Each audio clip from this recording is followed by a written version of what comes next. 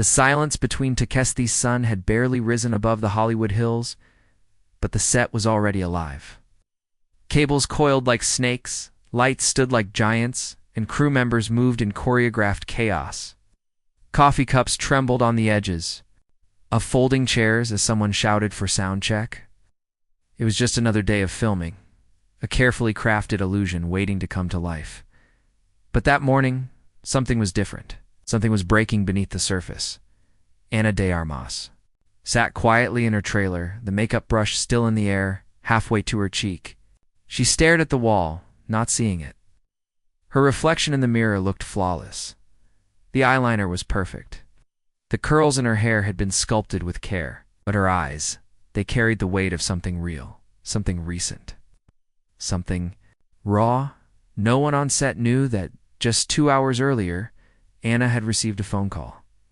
It was short, cold, and clinical. Her father's condition had worsened. The doctors were no longer hopeful. The hospital was in Havana, far from where she was, too far for her to do anything but ache. But there was a schedule.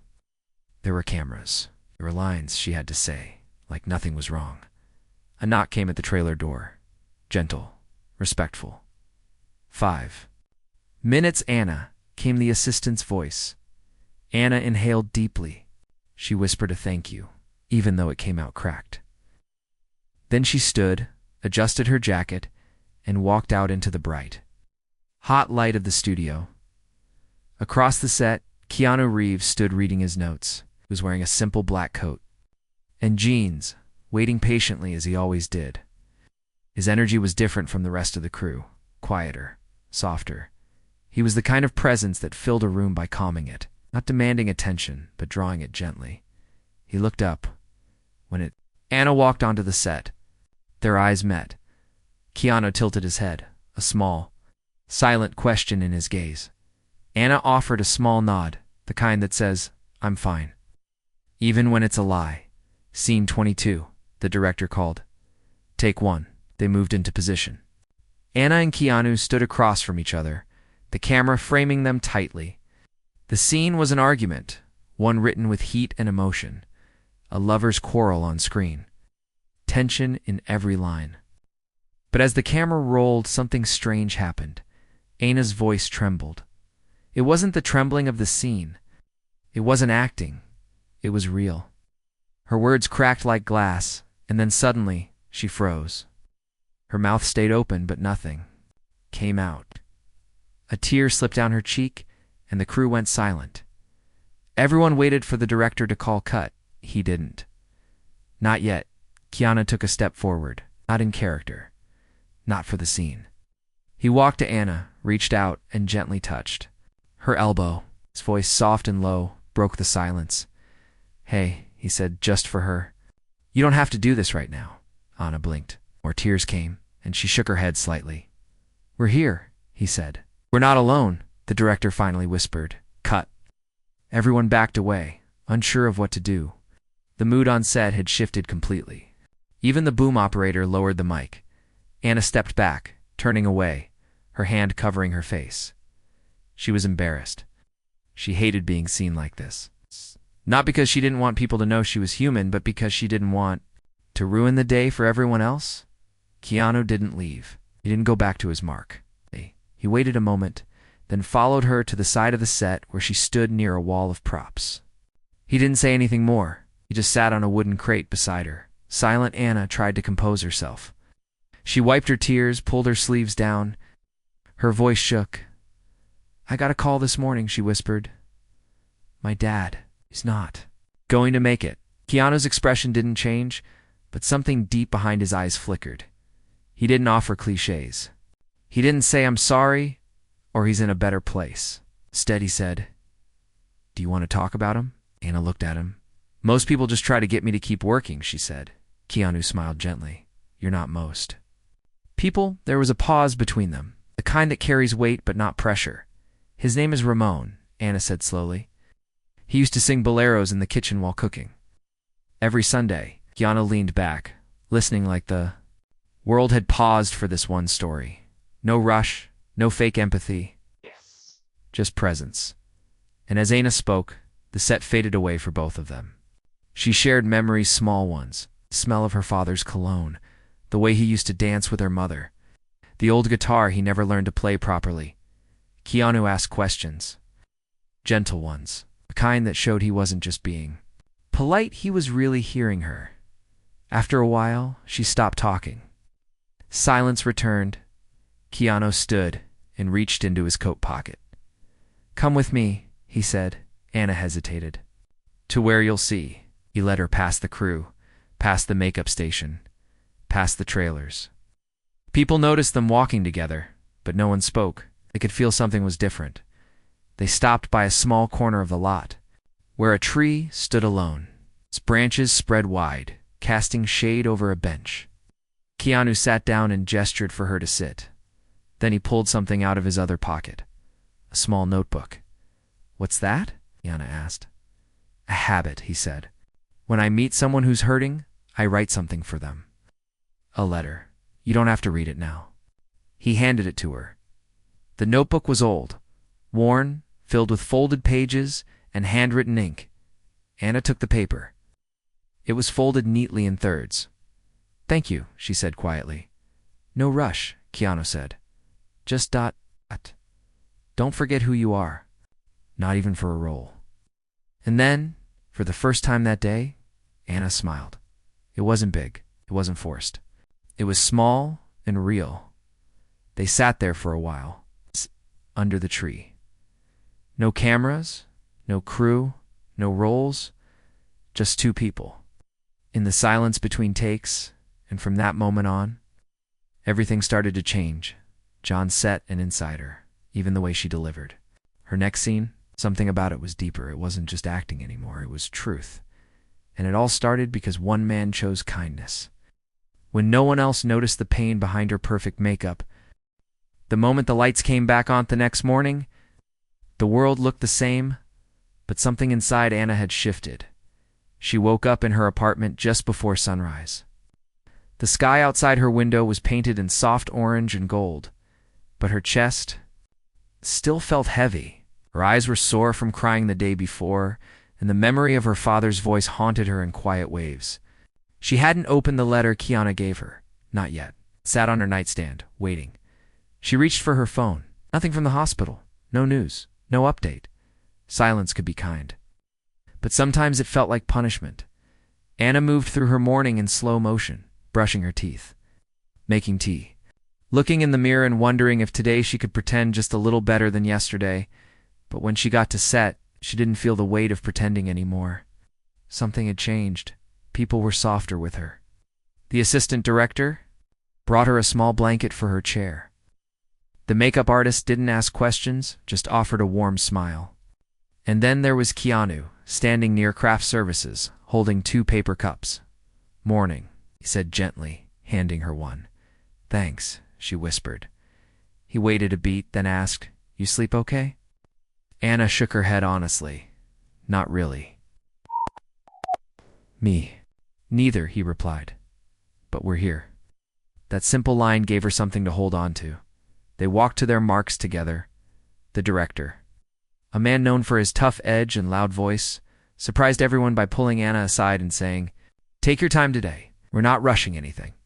It was only then that Anna realized Keanu must have said something. Not loud, not dramatic, but quietly, behind the scenes, the way he always did. That day's scenes were emotional. Not the loud kind, but quiet grief. The kind of sorrow that lingers under the surface of everyday life. The script had her character alone, grieving someone she had lost. It was painfully close to what Anna was living through. But this time, she didn't feel the need to hide her emotions. She let them flow into the scene. The camera rolled. Anna sat by the window in the set's living room, holding a photo frame.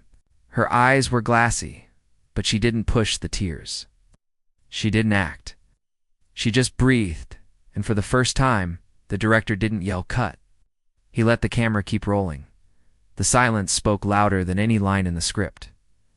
When the scene ended, the entire crew stayed quiet.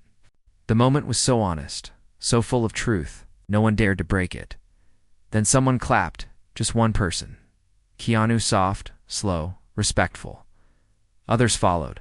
Anna looked up, stunned. Not because she had performed, but because for once she had simply been, and that was enough. After the scene, Keanu waited for her outside the studio. He had something in his hand, a small black case. "What's that?" Anna asked. "A guitar," he said. "For you?" Anna blinked. "What?" "You said your dad had one. You said he never really learned to play it, but you loved the sound." She stared at him. "I figured," he continued, "if words ever get too heavy, maybe music can carry them for a while." Anna reached for the case, her hands trembling slightly. "You didn't have to do this," she said.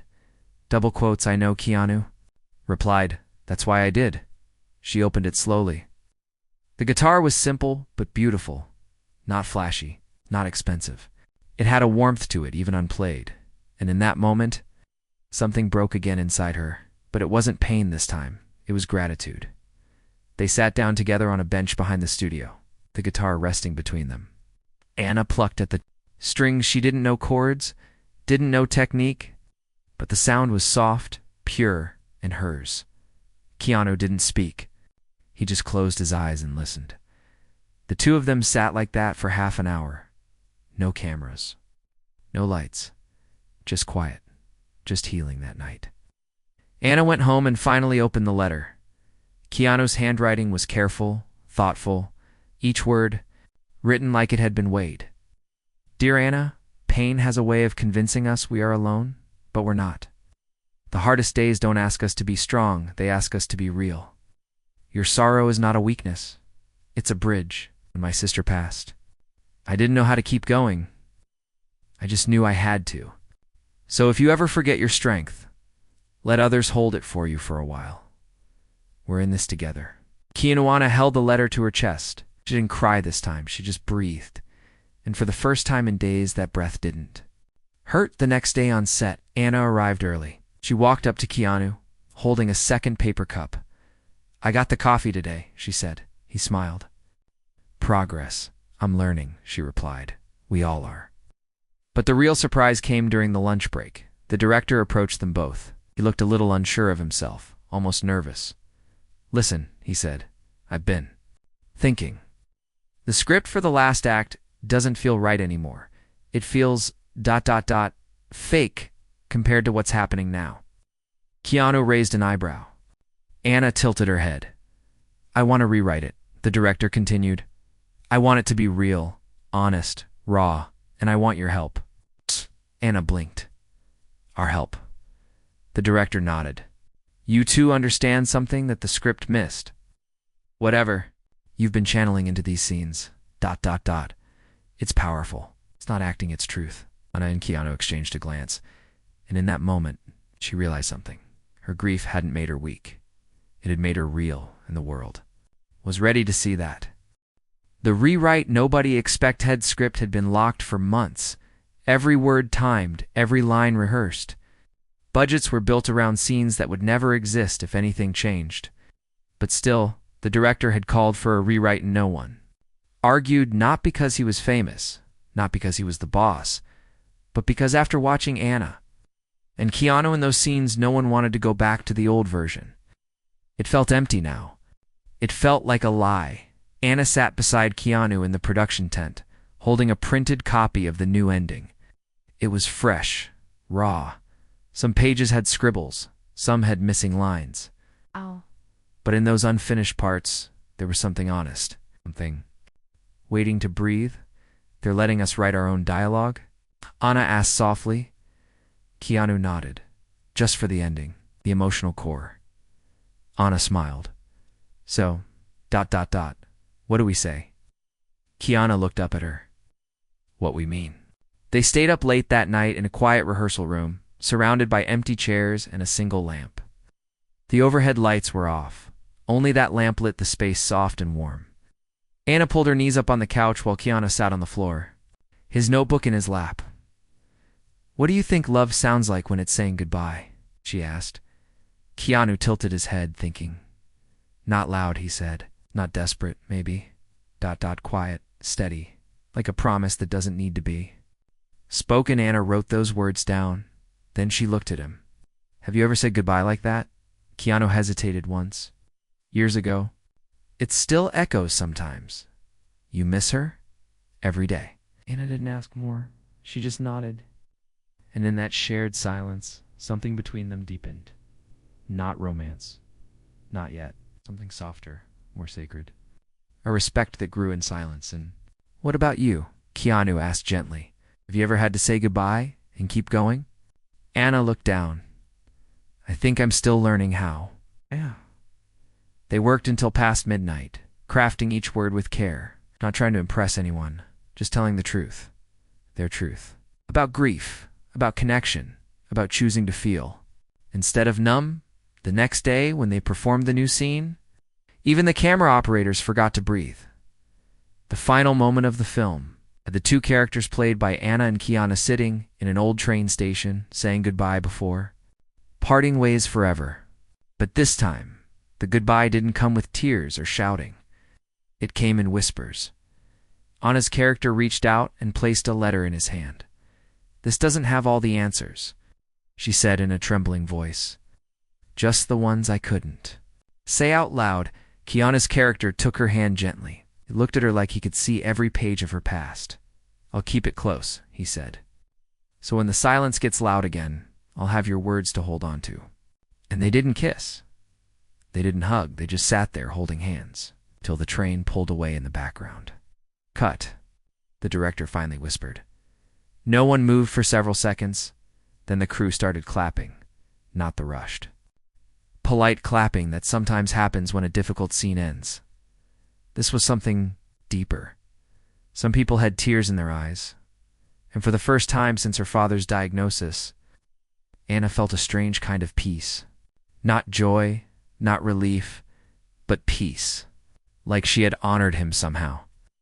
Like she had said goodbye in a way that mattered.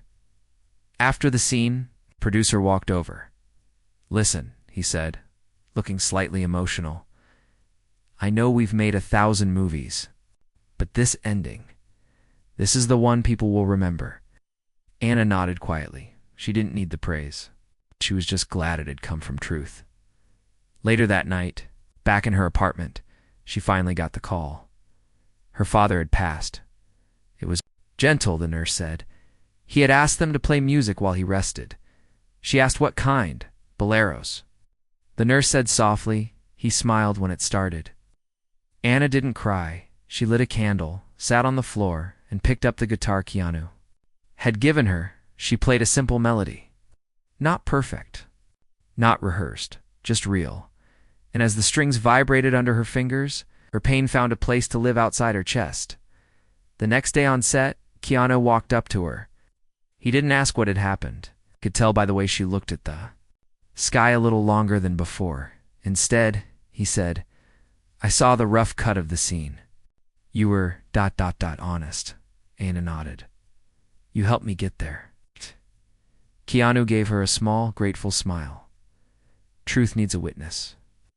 A few minutes later, the director asked them both to stay after lunch. We've got a press interview coming. He said, just a small crew. They want to talk about the emotional shift in the film. Anna wasn't sure she was ready. She had spent her whole career learning how to smile for the camera, how to speak in sound bites, how to protect the private parts of her soul. But this time, maybe honesty was the only way. The interview began under soft lighting in a quiet room. The journalist asked them about the rewrite, about the final scene, about their unexpected bond. And then he asked a question that made Anna's breath catch. What moment on set changed you the most? Anna looked at Keanu. He didn't interrupt. He waited. She turned to the camera. The day I couldn't hold it together, she said. I was broken. And instead of asking me to hide it, Keanu sat with me in silence. Didn't try to fix it. He just ... stayed. The journalist looked surprised. No one ever told me that part, he said. That's because it wasn't for the film, Anna replied. It was for me, Keanu added gently. Sometimes the most important scenes happen off camera. Anna smiled at him. And for a moment it felt like they were still sitting under that tree, just two people in the middle of something real. As the interview ended, Anna reached into her jacket and pulled out the folded letter Keanu had written. It was a little worn now, soft at the edges. She placed it on the table in front of the journalist. "This," she said, "is the best script I've ever received." And for the first time in a long time, the room fell into a silence that didn't feel empty, it felt whole. The letter that didn't end with "Good Bet movie" wrapped 2 weeks later, not with fireworks, not with champagne, just quiet hugs, packed trailers, and tired smiles that carried the weight of something unforgettable. Anna stood at the edge of the set, staring at the final scene location one last time. The train station backdrop still stood, but the tracks had been pulled up. The lights were off. It was just a shell now. Like memories after the music fades, Keanu walked up beside her, holding 2 mugs of tea instead of coffee this time. "Figured you needed something calmer today," he said. Anna smiled and took the mug. "You always know." They didn't speak for a while. They didn't need to. Their silence had grown deeper than words. It wasn't empty. It was full of everything. They had shared without ever naming it. "What happens now?" Anna asked quietly. Keanu looked out at the horizon. "We let it go and we carry it." Anna glanced down at the script in her hands. It had her notes, her thoughts, tears that had smudged ink. Every corner folded, every page a chapter of something. Bigger than just a film. "I don't know if I'll ever feel this again," she whispered. Keanu turned to her. "You will, not the same way, but something else. Something real." She didn't know if he meant another role, another friendship, or something more, so maybe it didn't matter. Before they left the set that day, the director pulled them aside. "Listen," he said with a soft voice. "The studio wants to nominate both of you.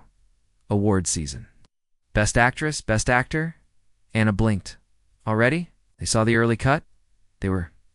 moved. Keanu stayed quiet, as he always did. Not out of indifference, but because praise had never been the thing he chased. Anna looked at the director. "Can I ask for something? Anything?" "When the press tour starts, let me speak first. I want to share the real story behind it. It's not just what's in the film, but what happened behind it."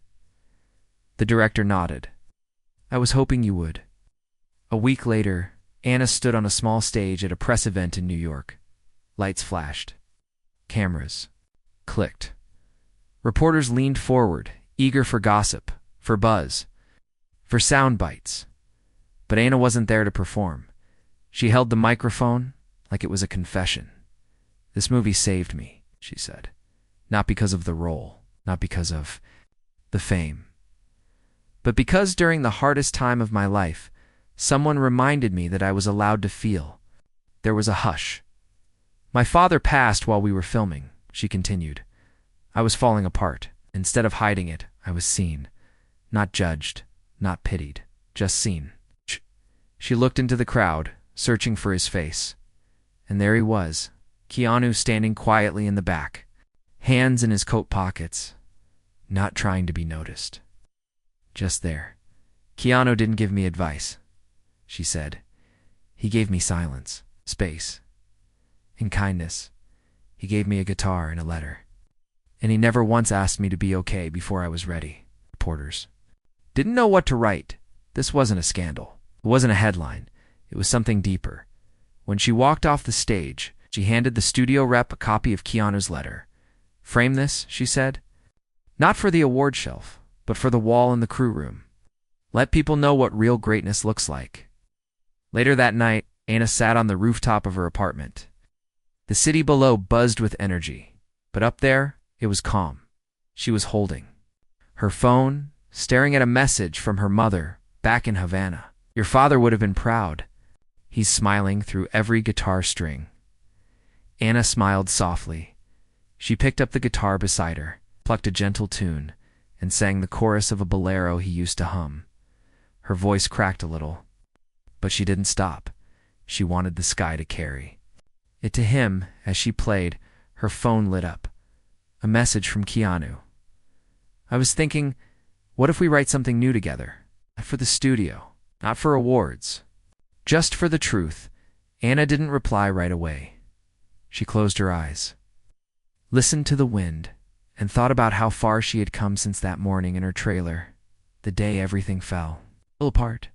She opened her eyes and typed slowly. "Yes, let's tell a story no one else can. Story that begins where the camera stopped. Over the next few days, something beautiful unfolded. Keanu came by her apartment every afternoon. Not with scripts, it's not with scenes, just coffee or tea. And sometimes music. They started with a notebook. Anna wrote memories, Keanu wrote thoughts. They didn't worry about plot or structure. They just wrote real things. Grief, joy, fear. Love that. Doesn't need labels. One day, Anna wrote a line that made them both stop. Sometimes you don't need someone to fix you. You just need someone to wait until you can feel whole again. Keanu underlined it. That's the ending, he said softly. To what? Yana asked. Whatever we're writing. Yana looked at him. There was something in his eyes she hadn't seen before. Not a look of a man falling in love, but something deeper. A man who had found someone who understood silence the way he did. A friendship that had roots in grief, but had grown into something rare, and maybe someday it could be more, but even if it wasn't, it was already enough. Anna picked up the guitar again. One day, she said we should make a film where no one says a word. Just music and looks and silence. Keanu smiled. Like that. And so, as the city lights flickered around them, two people who had started as strangers on a film set began building something far more lasting than any script. They were writing a story with no spotlight, no cameras, just honesty and kindness and time. A story that wasn't meant to be famous. Weeks passed quietly. No headlines, no cameras, no interviews, just mornings with warm tea. Notebooks filled with scribbled thoughts, and the steady hum of a guitar that sounded more like a heartbeat than an instrument. Ina and Keanu met almost every day now. Not because they had to, but because something about those shared hours felt healing.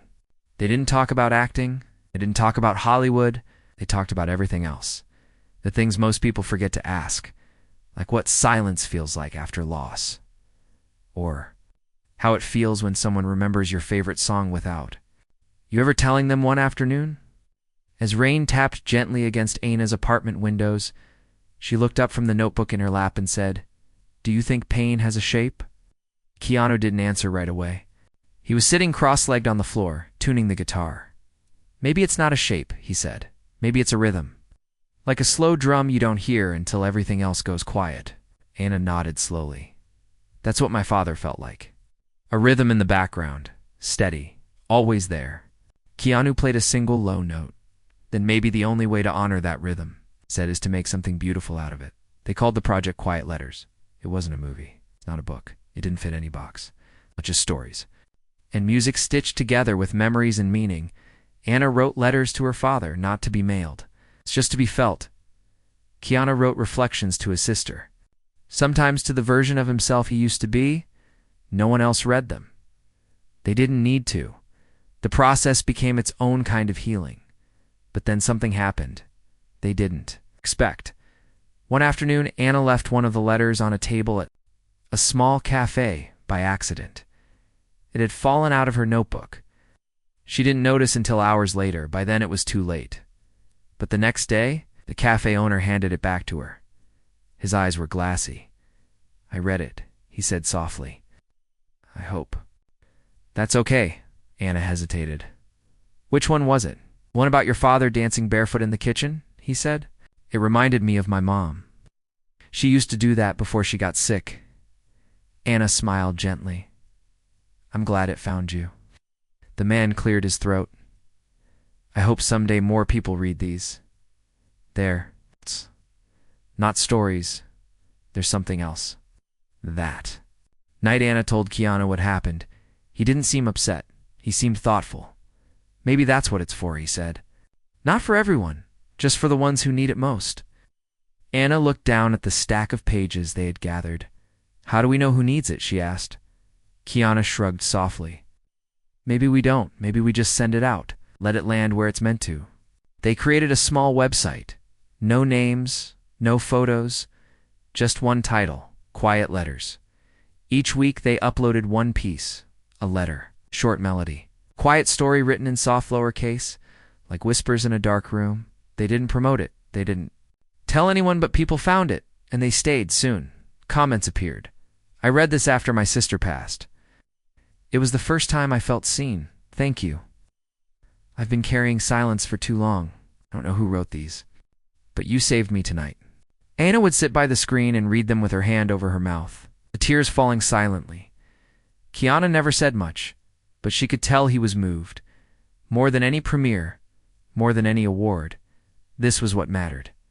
Then one day, something unexpected arrived in the mail. A letter, a real one, handwritten. From a 17-year-old girl in a small town in Canada. I lost my mom to cancer last year. I didn't talk to anyone about it. Then I found your letters. I read them out loud in my room every night. I started writing my own. And now, I want to live again. Whoever you are. Thank you for not pretending everything's okay. Thank you for showing me that broken doesn't mean the end, Anna. Read it twice before showing Keanu. They didn't speak for a long time. Then Keanu said something she would never forget. We didn't save her. We reminded her she still had something worth saving inside, Keanu whispered. Is that what you did for me? Keanu turned to her. No, he said. You did that for yourself. I just waited long enough for you to see it. The next week, Anna and Keanu walked through a park, just as the sun began to set. The city buzzed around them, but their world stayed quiet. Do you ever miss the noise? Anna asked. Keanu smiled faintly. Only when it comes with purpose. Anna nodded slowly. I think I'm ready now.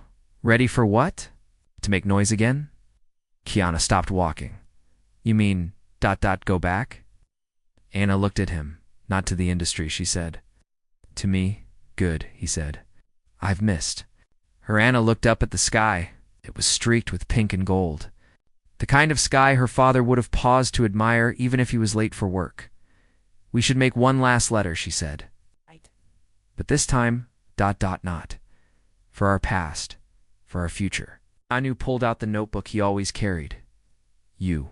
Start, he said. Anna took the pen, and with trembling hands she wrote, Dear Tomorrow, I am no longer afraid of you.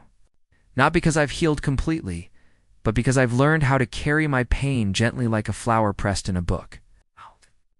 I don't need answers. I just need one person who sees me in the quiet, and I have that now. Love me, she handed. The notebook to Keanu. He didn't write anything. He just added one small line beneath her signature. I'll be here the next day. Anna posted that final letter to the website, and for the first time, she signed her real name at the bottom. There was no explosion, no fame, just hundreds of quiet comments from people who had been carrying invisible pain. And now, because two strangers dared to share their silence, ... they felt less alone. When silence becomes a beginning man's past, not loudly. Not in a blurge, just gently, like pages turning in a quiet room. Anna had started working again. Smaller roles, deeper ones. 8. Roles that let her bring her truth without hiding it behind glitter or rehearsed smiles. But even when the lights came back on, she never stopped writing.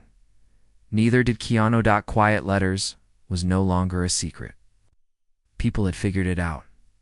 The handwriting, the stories, the music clips that sounded a lot like the soft guitar Keanu once strummed under her window during a thunderstorm. They never confirmed it publicly. They didn't need to. It was never about attention. One morning, Anna woke up to a message from a school in Argentina.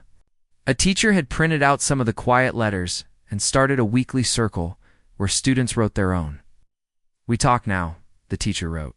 They open up, they cry, they laugh. They say things they've never said before. 'Cause of you, Anna read the message twice. Then she picked up her phone. You free? She texted Keanu. He replied in one word. Always. They met at the same park where they had written the final letter to Tomorrow this time. The trees were in bloom. Spring had returned. Anna sat down on the bench, wearing no makeup, just a soft blue hoodie and jeans. Keanu walked up slowly, holding a folded sheet of paper. What's that? She asked. Something I've been writing. He said it's different. Handed it to her. It wasn't a letter, it was a dedication.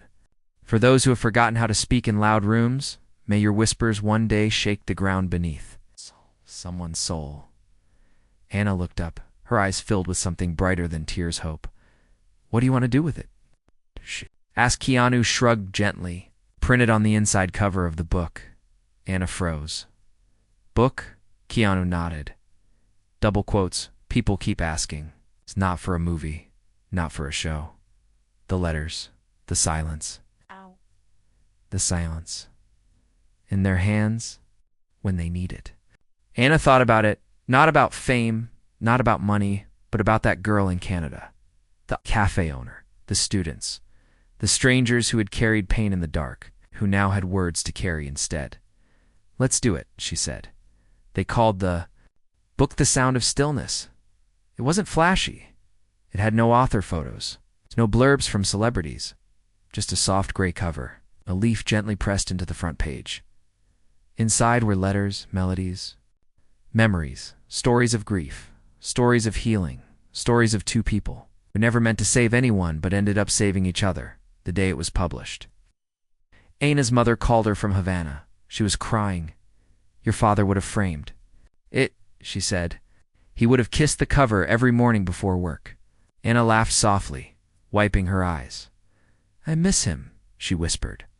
I know, her mother said, but he's everywhere now. He's in every word. A year later, Anna stood on a small stage in a quiet theater. It wasn't a movie premiere. It wasn't an award show. It was a storytelling night. People from all walks of life sharing pieces of their heart. Anna had been invited to read the letter that started it all. She stood at the mic, holding a copy of The Sound of Stillness. She looked out into the small crowd. They weren't paparazzi. They weren't agents, or just people. Some holding hands, some holding tears. And in the back row, as always, sat Keanu hood up, his hands folded, watching not to be seen, but to witness. Anna opened the book. Dear Dad, I don't know how to dance in the kitchen without hearing your footsteps. I don't know how to play guitar without thinking of the one you never learned. But today I sang again. It didn't break me. It held me. You're still here, not in the room. But in the silence after the song, the audience was quiet, and then someone stood. A young woman. She clapped. Slowly, gently. Soon others followed. Not loud, just honest afterward. People came to her one by one. They didn't ask for autographs. They thanked her. They told her their stories, and she listened. Just like Keanu had done for her once, outside the theater. Keanu was waiting by the sidewalk. How'd it feel? He asked. Like the beginning of something, she said. Not the end. Anna shook her head. No, not even close.